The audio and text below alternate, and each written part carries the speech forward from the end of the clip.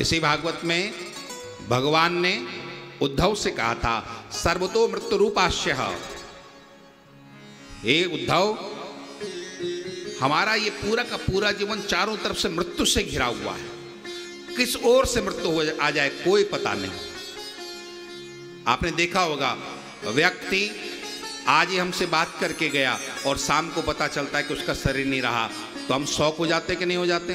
अरे अभी हमने दोपहर में तो उससे बात की थी और इतनी देर में चला भी गया वो। एक क्षण लगता है और जीवन समाप्त हो जाता है। सर्वतो मृत्यु रूपाश्य, हम चारों तरफ से मृत्यु से घिरे हुए।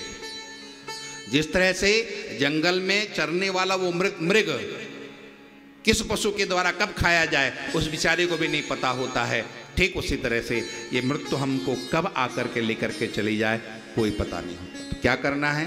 दो चीजों को नहीं भूलना है। कितनी चीजों को नहीं भूलना है? आप लोग भी बोल दो। दो चीजों को। किस किस को नहीं भूलना है? एक तो परमात्मा को नहीं भूलना है और दूसरी अपने मृत्यु को नहीं भूलना। दो चीजों को। दो बातन को भूल मत, जो चाहत कल्याण, नारायण एक मौत को दूजे श्री भगवान।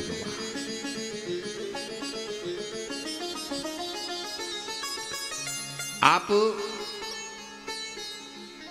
ऐसा नहीं समझे कि भागवत हमको मृत्यु से बचाती है। भागवत मृत्यु से नहीं बचाती है, बल्कि भागवत मृत्यु की पीड़ा से बचाती है। व्यक्ति को फिर मरने में कोई डर नहीं होता और कोई पीड़ा नहीं होती है। जिसके जीवन में ये भागवत उतर जाती है उसे फिर मृत्यु से भय नहीं लगता है और फिर मृत्यु भी उसको पीड़ादायक नहीं होती है। राजा परीक्षित इसका प्रत्यक्ष उदाहरण है। सुखदेव जी ने कहा था राजा 7वां दिन आ चुका है, अब वो तक्षक आएगा, तुझे डसेगा, अभी भी तुझे मरने का भय है क्या? तो राजा परीक्षित ने कहा था मृत्युभ्यो न बिभेम्यहम्, अब एक मृत्यु नहीं हजारों मृत्यु भी मेरे सामने आ जाए तब भी मुझे से कोई भय नहीं है। अब मृत्युभ्यो न बिभेम्यहम्, अब मुझे मृत्यु से कोई भय नहीं लगता।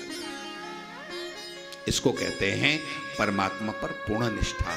ये भागवत आपको ठाकुर से ऐसे जोड़ देती है, उसके बाद आपको फिर किसी से भय लगता ही नहीं।